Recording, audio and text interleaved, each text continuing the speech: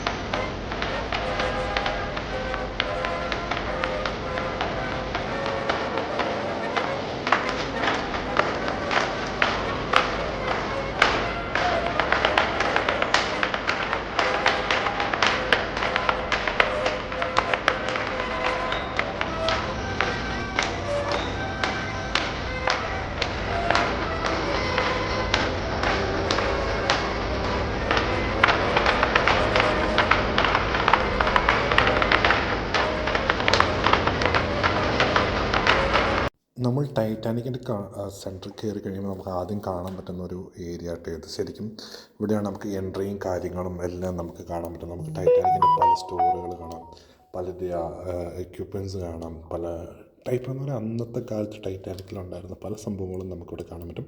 അപ്പോൾ നമ്മൾ കയറാൻ പോവുകയാണ്, എൻട്രിയിലോട്ട് പോവുകയാണ്. നമ്മൾ ഓൾറെഡി ടിക്കറ്റ് ബുക്ക് ചെയ്തിട്ടുണ്ടായിരുന്നു. നമുക്ക് ഏകദേശം അഡൽസിനാണ് ഏകദേശം €30 അല്ല €31 ആണ് വരിക അഡൽസിന്. അപ്പം ഇന്ന് നമ്മുടെ കൂടെ നിക്സനുണ്ട്, ഫാമിലിയാണ്, നിക്സൺ ആൻഡ് ഫാമിലിയാണ്. അപ്പം നിക്സനുണ്ട്, പിന്നെ നിക്സൻ്റെ വൈഫ് അഞ്ചു, മൂത്ത മോൻ അപ്പൂസ്, പിന്നെ കുഞ്ഞമ്മൂസ്. ഞങ്ങളെല്ലാവരും കൂടിയാണ് ഇന്ന് പോകുന്നത്. അതുപോലെ തന്നെ നമുക്ക് ടിക്കറ്റുകളെല്ലാം ഓൺലൈനിൽ എടുക്കാം. പിന്നെ കുട്ടികൾക്ക് എനിക്ക് തോന്നുന്നു ഏകദേശം €18 ആണ് ഏകദേശം നമുക്ക് വരിക ടിക്കറ്റിന്.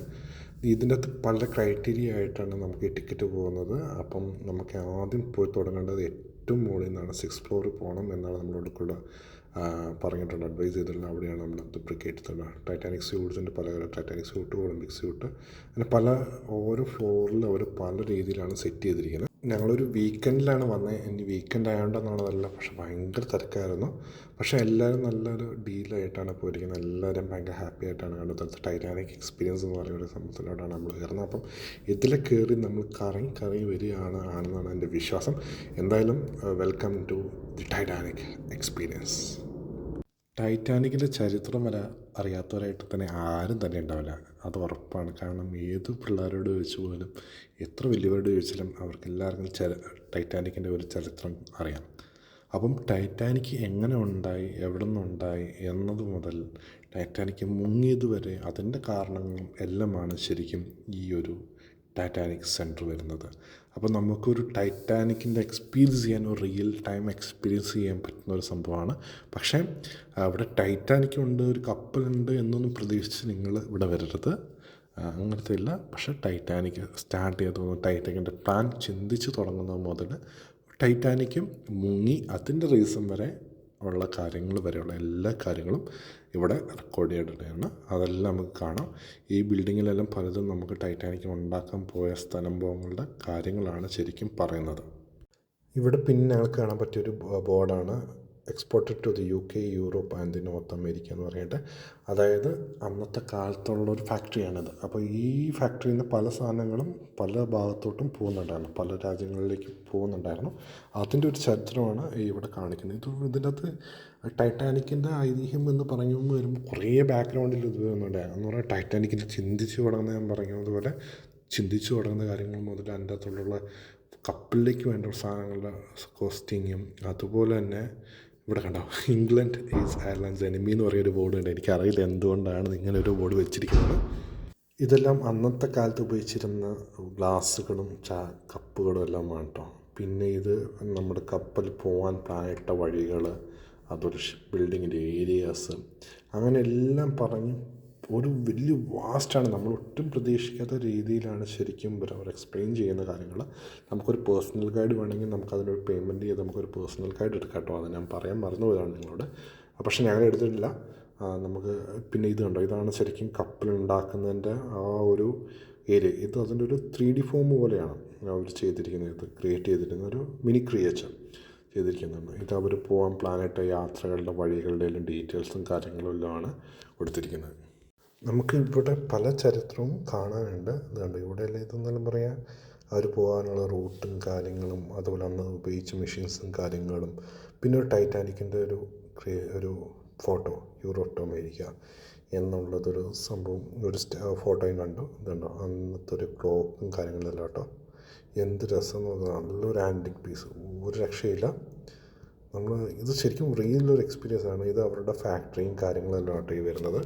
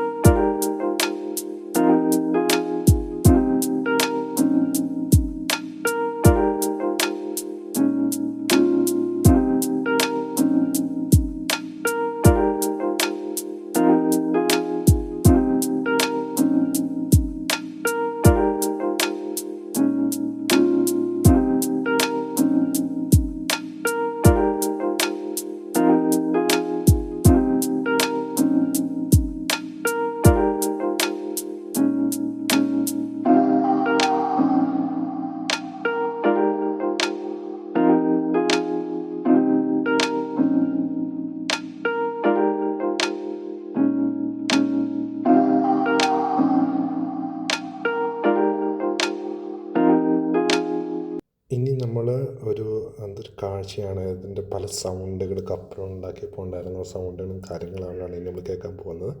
പിന്നെ അത് പറഞ്ഞിട്ടുണ്ട്, ഗർഭിണികൾ, അതുപോലെ വയ്യാത്തവർ, അങ്ങനെയുള്ളവരാരും കയറരുത്, ശ്രദ്ധിക്കണം എന്നുള്ളത്.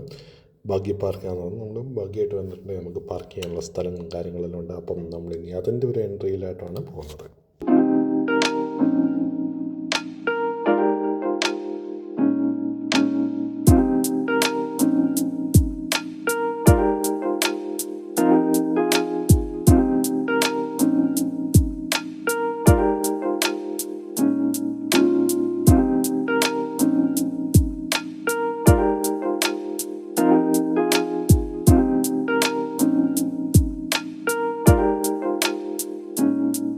നമ്മൾ ഇനി കയറാൻ പോകുന്നതാണ് ശരിക്കും ടൈറ്റാനിക് സെൻറ്ററിലെ ഏറ്റവും മോസ്റ്റ് ക്രേസിങ് തിങ് കേട്ടോ. ഇത് ശരിക്കും കൺസ്ട്രക്ഷനും കാര്യങ്ങളും ഫാക്ടറിയും കപ്പലുണ്ടാക്കുന്ന ടൈമിൽ ഉപയോഗിച്ച സംഭവങ്ങളും വർത്തമാനങ്ങളും മെഷീൻസും അതിൻ്റെ സൗണ്ടുകളും എല്ലാമാണ് ശരിക്കും നമ്മൾ ഇനി കേൾക്കാൻ പോകുന്നത്. That's where you worked in Belfast. My dad got me my start. Then my brothers after me. You could hear the noise from where we lived, but nothing prepared you for the size of the place. They put me to work on 401. That's what we called her. We knew she'd be the largest passenger ship in the world, but we didn't call her Titanic then. I was there from the beginning. I watched the ship race tossed throughout like a skeleton. Workshops everywhere. It took weeks to find your way around. Sailmakers, coppersmiths, boiler makers, cabinet makers. I even learned a bit about French polishing of them. Harlow's is a fine place to work, but dangerous. Every ship cost a life, and there'd be lots of injuries besides. I was in the engine works for a while. Very well equipped it was. That's where we built the triple expansion engines. 2 of them, each as high as a 3-story house. I worked in the frame bending shop. Yeah, so did I. We were paid 31 bob a week. The heater boy in Catchford at 16 bob, but we all worked the same 54 hours. The upper deck was steel too, and part of the strength of the ship. There's no straight legs. Like the rudder turning in heavy seas. You'd have all these timbers and guy wires to steady the frame, and men scurrying around like ants underneath. When we came to launch day, I was torn between pride and fear. The standing wings were coated in tallow, train oil and soft soap. The tour will end in a few seconds. Please exit the car carefully and make sure you don't leave any personal possessions behind. When the car has stopped, push the lap bar down and lift up to exit safely. And mind your step as you leave the car. ഈ കാണുന്നത് ഈ കപ്പലിൽ ആരൊക്കെ യാത്ര ചെയ്തിട്ടുണ്ടായിരുന്നു അവരുടെ details, ഏതൊക്കെ ഫ്ലോറിൽ എന്തൊക്കെ ഉണ്ടായിരുന്നു, ഏതൊക്കെ സെക്ഷനിൽ എന്തൊക്കെ ഉണ്ടായിരുന്നു എന്നുള്ളതാണ് അവർ ശരിക്കും ഇവിടെ കാണിച്ചിരിക്കുന്നത്. ഒരു നല്ലൊരു വ്യൂ ആട്ടോ. പിന്നെ നമുക്ക് ഇവിടെ നിന്ന് കാണാൻ പറ്റുന്ന ഒരു അടിപൊളി വ്യൂവും കാര്യങ്ങളും, ഇതെല്ലാം ഒരു ചരിത്രങ്ങൾ, ഇവർ ഓരോ കാര്യങ്ങളും ശരിക്കും നല്ല ഡീറ്റെയിൽഡായിട്ട് ഇവർ ബ്രേക്ക് ഡൗൺ ചെയ്തിട്ടുണ്ട് ശരിക്കും ടൈറ്റാനിക്കിൻ്റെ ഹിസ്റ്ററി കേട്ടോ. ഇതൊന്നും ഇവിടെ നല്ലൊരു വ്യൂ ആണ്. അവിടെ ഒരു ചെറിയ നമുക്കൊരു കടൽ കാണാം, ചെറിയ കടലിൻ്റെ ഭാഗം, അതുപോലെ തന്നെ കടലും കാര്യങ്ങളും എല്ലാം. ഇവിടെ അടുത്ത് തന്നെ നമുക്ക് വേറൊരു ഇതുണ്ടോ ബോട്ടും കാര്യങ്ങളും എല്ലാം നമുക്കിവിടെ നല്ലൊരു വ്യൂ ആണ്. നല്ല ഹൈറ്റിലാട്ടോ ഇത് വരുന്നത്. ശരിക്കും 6 നിലയുണ്ട്. നമുക്ക് പുറത്തുനിന്ന് ഒരിക്കലും മനസ്സിലാവില്ല ഇത് കണ്ടാൽ, പക്ഷേ 6 നിലയുണ്ട്. നല്ല ബിഗ്ഗായിട്ട് തന്നെയാണ് ഇവർ ചെയ്തിരിക്കുന്നത്. ടൈറ്റാനിക്കിൻ്റെ ഈ ഒരു പോർഷൻ കണ്ടതുകൊണ്ട് ടൈറ്റാനിക്കിൻ്റെ വേറൊരു വലിയൊരു സ്ട്രക്ചർ ഇവിടെ ചെയ്തിരിക്കുന്നു.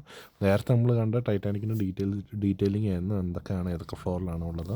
ഇവിടെ എന്ന് പറയുന്ന ഒരു ടൈറ്റാനിക്കിൻ്റെ കംപ്ലീറ്റ് സ്ട്രക്ചറാണ് അവർ ചെയ്തിരിക്കുന്നത്. ചെറിയ സ്ട്രക്ചറാട്ടോ ഈ കാര്യങ്ങളും സംഭവമെല്ലാം ചെയ്തിരിക്കുന്നത്.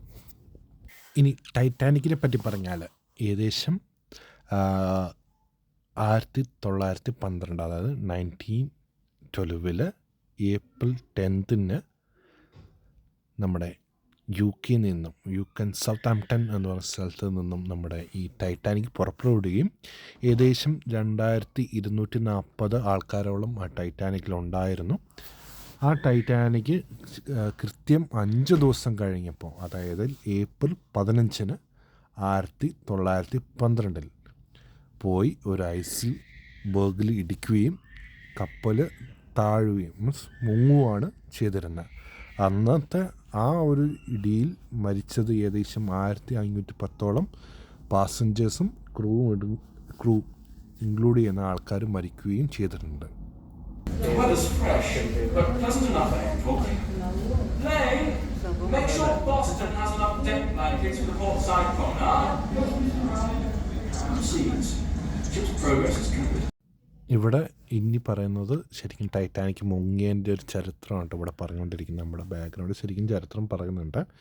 അതായത് പല രീതിയിൽ ഷിപ്പ് എങ്ങനെയാണ്, എന്തൊക്കെ കാരണങ്ങൾ കൊണ്ട് ഷിപ്പ് മുങ്ങി, ഷിപ്പിൽ യാത്രക്കാരൊക്കെയായിരുന്നു എന്നുള്ളതെല്ലാം നമുക്കിവിടെ ഉണ്ട്. നമ്മൾ ഇനി കാണാൻ പോകുന്ന അന്ന് ഷിപ്പിൽ യാത്ര ചെയ്തവളും അന്ന് രക്ഷപ്പെട്ട ആൾക്കാർ, ജീവിച്ചിരിപ്പുണ്ടോ നമുക്കറിയില്ല, പക്ഷേ അന്ന് രക്ഷപ്പെട്ട ആൾക്കാർ അവളുടെ ലിസ്റ്റും അതുപോലെ തന്നെ മരിച്ചുപോയ ആൾക്കാരുടെ ലിസ്റ്റും കാര്യങ്ങളുമാണ്. ശരിക്കും അന്ന് അന്ന് പോയ പാസഞ്ചേഴ്സിന് അവർ 3 ക്രൈറ്റീരിയ ആയിട്ട് ഡിവൈഡ് ചെയ്തിട്ടുണ്ട്. ടിക്കറ്റ് റേറ്റ് അനുസരിച്ച് നമ്മൾ ഫ്ലൈറ്റിൽ പോകുന്ന പോലെ തന്നെയാണ്. നമ്മൾ ഫസ്റ്റ് ക്ലാസ്, ബിസിനസ് ക്ലാസ്, അങ്ങനത്തെ നോർമൽ ക്ലാസ്, അങ്ങനത്തെ ഒരു ഇതുണ്ടല്ലോ സെക്ഷൻ, ആ ഒരു സെയിം കപ്പലിലും അവർ മെയിൻറ്റെയിൻ ചെയ്തിട്ടുണ്ടായിരുന്നു.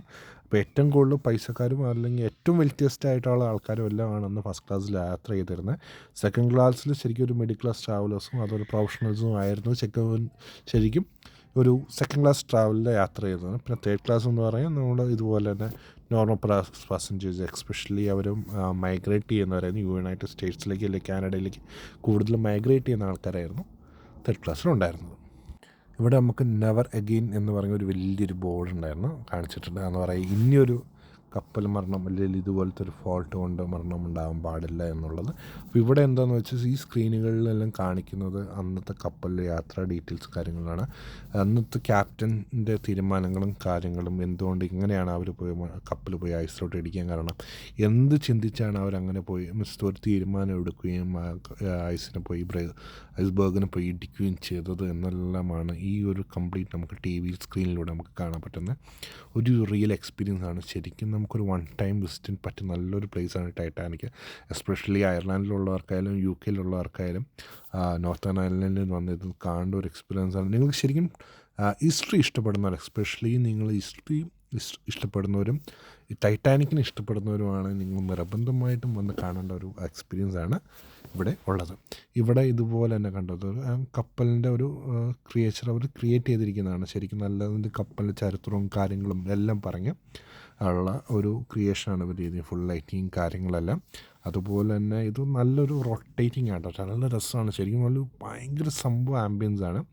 നമുക്കൊരു വൺ ടൈം വേർത്താണ്.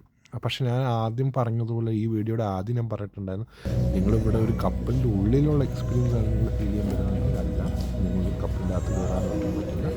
ഈ ടൈറ്റാനിക്കിൻ്റെ ഹിസ്റ്ററി കാര്യങ്ങൾ തുടക്കം മുതൽ അവസാനം വരെ മുങ്ങിയതും വരെയുള്ള കാര്യങ്ങൾ മാത്രമേ ഉണ്ടാവുള്ളൂ ഈ ഒരു ടൈറ്റാനിക് സെൻറ്ററിലാണ്. അപ്പം അതാണ് മെയിനായിട്ട് നോട്ട് ചെയ്യേണ്ടത്. പിന്നെ ഇതിൻ്റെ അടിയിൽ ശരിക്കും അന്നത്തെ ഒരു ചെറിയ ടൈറ്റാനിക്കിലുണ്ടായിരുന്ന ഭാഗങ്ങളിലുള്ള സംഭവങ്ങൾ ഇവിടെയുണ്ട്. ചെറുതായിട്ട് വളരെ ചെറിയ അപ്പോൾ അതിങ്ങനെ നമ്മൾ താഴെ കൂടെ നമുക്ക് കാണാൻ പറ്റും. നിങ്ങളൊരു ഫോട്ടോ സെക്ഷൻ ഇഷ്ടപ്പെടുന്നവരാണെങ്കിൽ ഇവിടെ വന്ന് നിങ്ങൾക്ക് ടൈറ്റാനിക്കിൻ്റെ മുമ്പിൽ നമ്മുടെ ജാക്കും നിന്ന പോലെ നമുക്കൊരു ഫോട്ടോയിൽ ഇവിടെ വന്ന് ഫോട്ടോ എടുക്കാൻ പറ്റും. അപ്പം ഞങ്ങളുടെ ഈ ഫോട്ടോസും കാര്യങ്ങളെല്ലാം ഞങ്ങളുടെ ഇൻസ്റ്റാഗ്രാമിലുണ്ട്. അപ്പോൾ ഇൻസ്റ്റാഗ്രാമിൽ കയറി നോക്കിയാൽ നിങ്ങൾക്ക് ഈ ഫോട്ടോസ് ഇവിടെ നിന്ന് എടുത്തത് എന്നെല്ലാം കാണാൻ പറ്റും. പിന്നെ എടുത്തു പറയേണ്ട ഒരു വലിയ കാര്യം കേട്ടോ, ഇവിടെ ഒരു മാസീവ് പാർക്കിംഗ് ഉണ്ട്. പിന്നെ നിങ്ങൾക്ക് പറയേണ്ട കാര്യം, ഒന്ന് നിങ്ങൾക്ക് ഇവിടെ വന്ന് ടിക്കറ്റ് എടുക്കാൻ പറ്റില്ല, നിങ്ങൾക്ക് ഓൺലൈനിൽ എടുക്കാം. ഓൺലൈനിൽ എടുക്കുന്നതായിരിക്കും നിങ്ങൾക്ക് എപ്പോഴും ഒരു ബെറ്റർ ഡീൽ കിട്ടുക, അല്ല ബെറ്റർ റേറ്റ് കിട്ടുന്നത്. അപ്പം നമുക്ക് ഇവിടെ വരിക, എക്സ്പീരിയൻസ് ചെയ്യാൻ നല്ലൊരു ഫീലും കാര്യങ്ങളെല്ലാം ആണ്. അപ്പം പിന്നെ പുറത്തിറങ്ങിയ ഇതുപോലെ നല്ല കാഴ്ചകളാണ്, അതെല്ലാം കാണാം. സ്റ്റീന ലൈൻ എന്ന് പറഞ്ഞൊരു കമ്പനി കാണാം. അപ്പം ഇതൊക്കെയായിരുന്നു നമ്മുടെ ടൈറ്റാനിക് സെൻറ്ററിലെ വിശേഷങ്ങൾ. അപ്പം നിങ്ങളാരും കാണാൻ പ്ലാൻ ഇടുന്നുണ്ടെങ്കിൽ ഡയറക്റ്റ് പോലെ ഫസ്റ്റ് അടിപൊളി കാഴ്ചകളായിരിക്കും. എന്തായാലും അപ്പം ഗൈസ് ഇതൊക്കെയായിരുന്നു.